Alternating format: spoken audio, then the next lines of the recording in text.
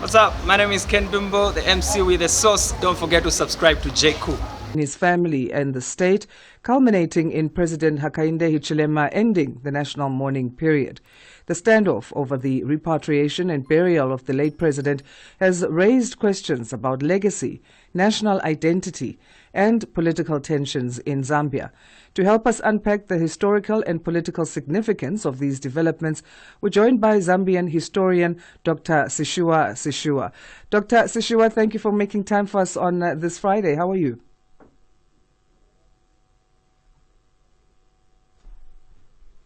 Dr. Chishimba, can you hear us? All right, I think there's a bit of a challenge there in terms of technicalities. We're going to try and get a hold of Dr. Chishimba again. Don't know if we should drop the line. But this very developing story. One moment we are crossing live to Lanseria Airport with Michael Mbewe saying things are in process for the late Edgar Lungu's body to be repatriated back to Zambia. Next thing, the family holds that, and now other developments where the president has decided to end the national mourning period. So let's find out in terms of how we can unpack this on a historical level with Dr. Chishimba. Doctor, thank you for joining us, and good morning. Good morning. Thank you so much, Asante. We appreciate you making time for us. How do you interpret this standoff between the Lungu family and the government of Zambia when we look at it in terms of the historical political setup of Zambia?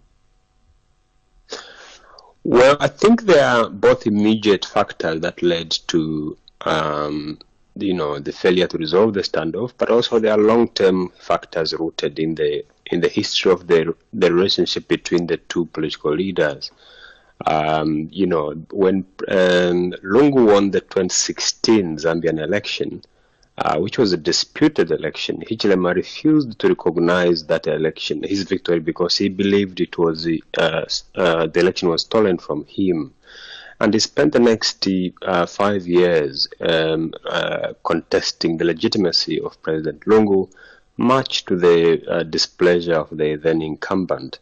And it was in the context of that relationship that Hichilema was arrested for treason in April 2017 for what many people saw as a minor traffic violation. And that, I think, set the stage for the kind of acrimonious relationship that we saw when Hichilema won the presidency in 2021 after defeating Lungu. Because in the 2017 arrest, Hichilema spent about 4 months in detention, and when the matter was taken to court, it was discharged. It was ended prematurely without trial. So after Lungu became former president, he complained himself that Hichilema mistreated him, and I think there was a legitimate basis for that complaint. Mm-hmm. The law, for example, provided that the former president is entitled to state benefits such as medical insurance and an annual return ticket to a country of his choice. But Hichilema's administration rejected Lungu's request first in 2022 and then next in 2023 when he approached the government to say, I want to go to South Africa for medical review. The government said, we don't have money. And on the second occasion, they simply didn't give him any reason. And you have to remember, this is a legal entitlement for somebody who had retired from politics. And it was in the context of that Lungu came back to politics in October 2023. And the government then responded by firstly, grabbing his political party from him and giving it to other surrogates. And then members of Lungu's family, including the wife, were arrested, as well as his children, for suspected corruption. What people saw was an attempt to go for Lungu's family rather than for Lungu himself, who enjoyed immunity from prosecution. And the government didn't have a sufficient majority in parliament to lift his immunity so that he could stand trial for corruption. And then in 2024, the constitutional court that had given Lungu the right to stand in 2021 election, reversed his judgment after Hichilema fired 3 judges who had ruled in favor of Lungu in the last case, and then appointed his own judges who ruled in what many people saw as Hichilema's favor. Then in January this year, Lungu escaped from the country to come to South Africa for medical review because he had a long-standing health condition. And it was in that context that, he, after 4 months or so of being in South Africa, he died in June this year. So the relationship was very bad between Hichilema and Lungu. So by the time he was dying, the state was not providing for his medical expenses in South Africa. The family, as I said, were undergoing several trials for corruption and other cases. And when the state then, following his death, offered to repatriate his body to Zambia, the family rejected it because they felt, we are going to take back the body to Zambia the same way he came to South Africa as a private citizen. It was that context then that facilitated the discussion that were held between the family and the Zambian government last week to say, can we come to an agreement? And I think many people were pleased when they saw that the 2 parties came together and saying the body will be repatriated to Zambia on Wednesday this week, which was the day before yesterday. Mm-hmm. They agreed to a number of commitments. But then on Wednesday itself, what we saw was the Lungu family saying we are not taking the body to Zambia because the Zambian authorities have violated the commitments that were made prior to today. They cited 2 of those commitments that they felt were breached. One was the requirement that the Zambian government communicated to the Zambian public that the body of the former president will be received at the airport in Lusaka by people who were invited by the Zambian government to be at the airport. The Lungu family expressed their concern about that. They said, look, this was the former president, yes, but he was also a leader of the main opposition party. So his supporters should have the freedom to come to the airport to receive his remains if they have the interest and the time. There's no need to restrict who could welcome the corpse. And what was more concerning for the family was the fact that the government unilaterally decided who to invite to be at the airport. The second concern or grievance that the family expressed to the Zambian authorities was that in the original agreement, the plan for the body on receipt at Kenneth Kaunda International Airport was simply for military honors to be conducted, after which the body proceeded to lie in state at the late former president's residence. But the Zambian authorities, when they released the program, showed that there will be a church service conducted at the airport, within the airport building, and the family said, look, we didn't agree to this. We don't even know who is going to conduct this church service. We don't know which church service is going to preside over the ceremony. And they felt that those unilateral decisions on the part of the Zambian side betrayed the spirit of the agreement that was reached. And there were other concerns, and they said, for these and other reasons, we are not traveling to Zambia as earlier scheduled. So last evening, when President Hichilema addressed the nation at 7 p.m., what many Zambians expected was that he would address the grievances that the Lungu family had communicated to make sure that the remains of the late former president were taken back to Zambia. Unfortunately, he didn't even touch on their concerns. When he took to the national screen, he made 2 pronouncements. One was that he was cancelling the period of national mourning because he had extended it until Monday next week, which was the day set for burial. But he said, we have to return to normalcy, and as a result, I'm cancelling the national mourning effective 7 p.m. today, meaning last night. And then secondly, he said the doors remain open. And what was suggesting, if the Lungu family wishes to approach the government is open to having further conversation, but it gave an indication that the government won't push this matter further unless the Lungu family approach the government. And then finally, he said the government is committed to ensuring that the remains of the former president are buried in Zambia. Now, I must say here that the Zambian authorities have no right to determine where Lungu's family would bury their loved one. They have the right to bury him in South Africa. They have the right to bury him in any country, including on Mars, if they have the resources to take him there. Ultimately, the Zambian authorities will have to work with the Lungu family if they want the remains to be taken to Zambia. So on that first announcement by the President Hichilema saying that I'm ending the mourning period, why do you think that was the decision, and was it a necessary step to take at this point? I think there were two motivations behind the decision. The first is that there was a sense that it was a reaction rather to the decision taken by the Lungu family not to take the body to Zambia. I think the president was very unhappy with that decision and felt that the government had done what they could to get the body to Zambia and they had extended the period of national mourning for the second time, because initially it was for 7 days and then it was extended to Monday next week, as I said earlier.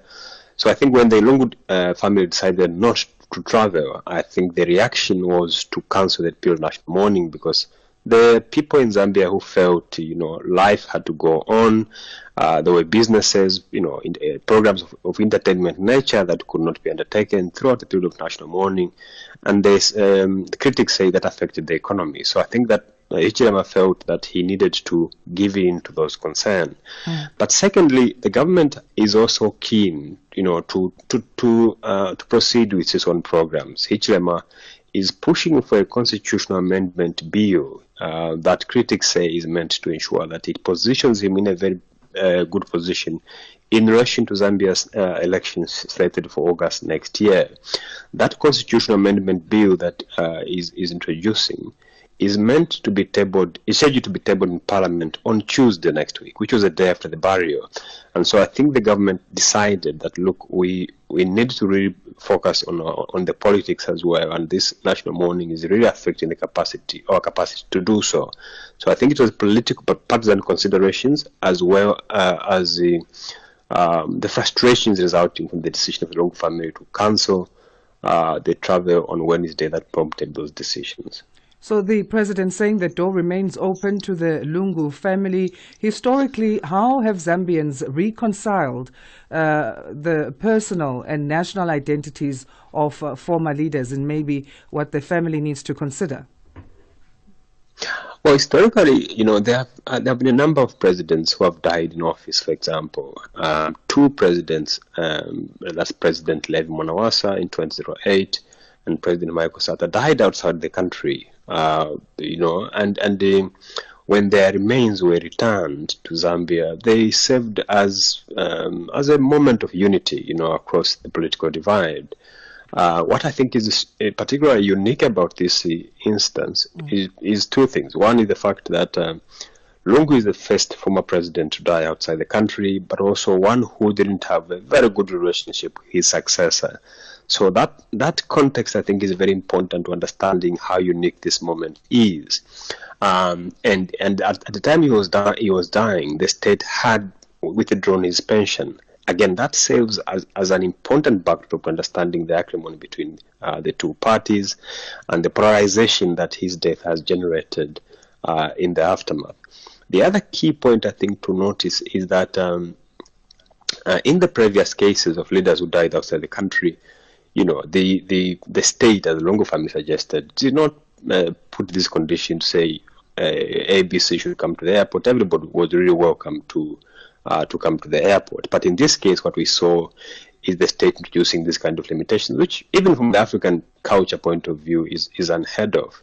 I must say also very quickly that the fundamental issue here that the family of Lungu says, before Lungu died, he told them that they don't want Hichilema at his burial, were he to die, for example. And I think that the danger with that kind of position is that Hichilema feels slighted. He wants to preside over the burial. He feels that as the head of state, really, and this is a state funeral that is coming up, he should preside over that. So is the Hichilema's failure to step aside as per the wishes of the Lungu family in terms of presiding over this funeral has created this kind of this polarization that we see between the two parties, because on the one hand, There's no law in Zambia that says the president of the country should preside over the state funeral, of his predecessor or anybody else for that matter. And so the Lungu family is entitled to simply say, look, we are the mourning family, we are the beloved family here, and we are respecting the wishes of the former president, that you should not have anything to do with his funeral because of the bad blood between you two. On the other hand, the Hichilema supporters are saying, look, he's the head of state, and I think he's entitled to presiding over this matter, especially if it's a state funeral. That has really created this kind of difficulties that we are seeing now. Is this an embarrassment for the president, the current president, Hichilema, and how may this deepen those existing divisions politically? I think that the current impasse, if Lungu is unresolved, will have long-running, effects into the future. Take, for example, if Lungu is buried in South Africa, for example, it would be the first time that a former head of state is buried in exile because of the refusal by an incumbent to step aside as expressed by the family to say, we don't want you present at this person's burial as per his wish, for example. The danger is that going into an election next year, that could create a situation where the opposition, for example, could use that decision to bury Lungu in exile for campaign. They could say, look, if you want Lungu to come back home and rest in peace, you have to vote out the person who made it impossible for him to be buried at home.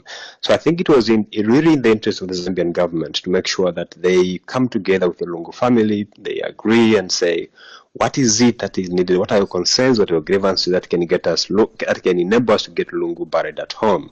South Africa, I think, has played a very, very important and neutral role in this conflict because they believe that this is the domestic matter between the Zambian government and the Lungu family to resolve. And so Pretoria has taken a principled position, you would say, on this matter, because if you remember, Sandra, there was a case of an Angolan general some time back. He belonged to the opposition, and he was brought here for medical review, and he died here. The government wanted to claim his body. The family said, no, we have control over this matter, and that issue went to court.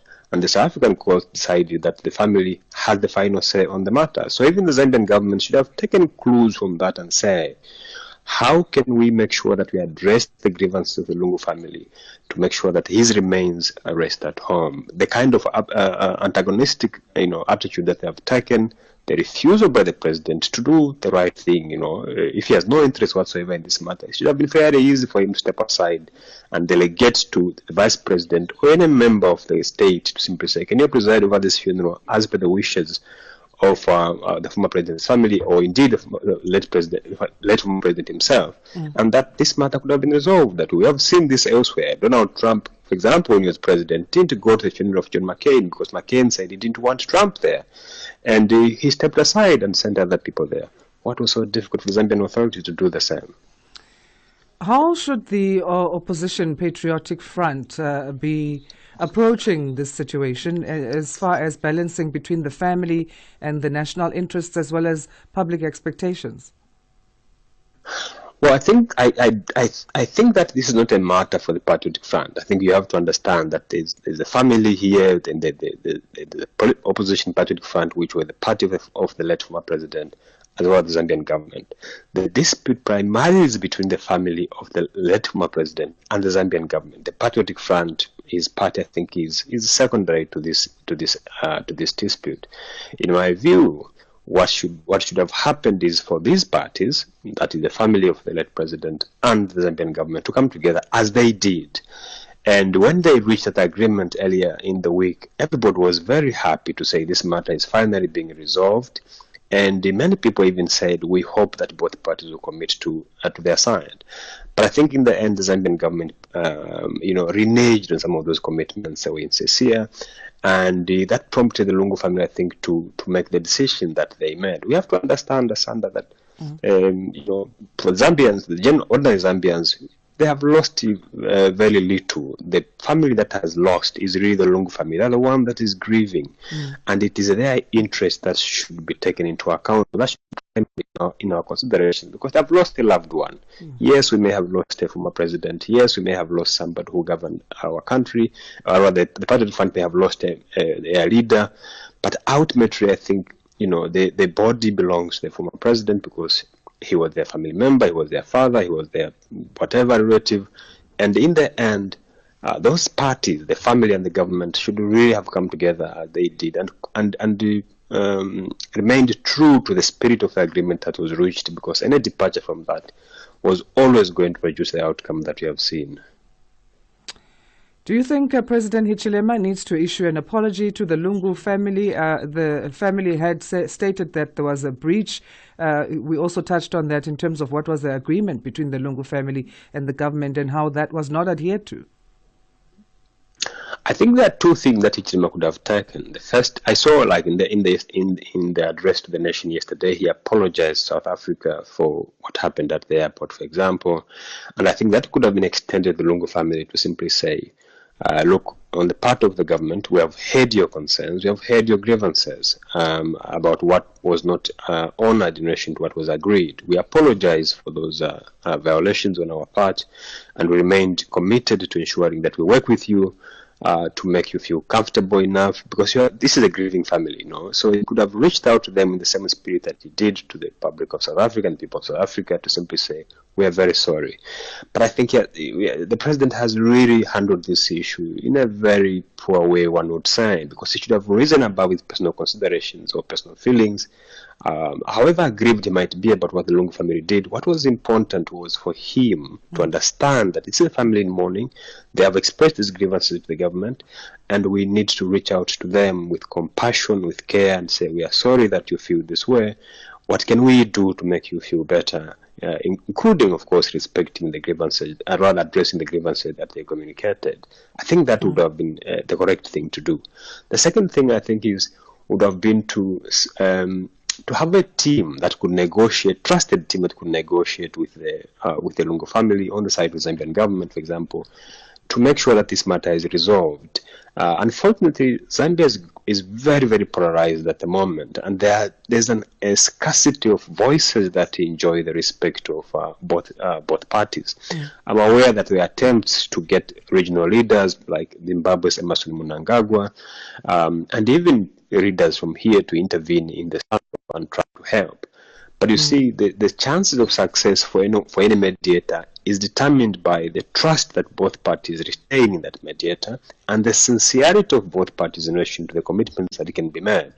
The Lungu family feels that the trust was breached, and I'm not sure that they will be able to trust the Zambian government going forward to make any further commitments that they can say the Zambian side will honor, because it seems to me that what the family may feel now, that the Zambian side may trick us to simply get the body there, and then they will bulldoze their way once we are on the Zambian side.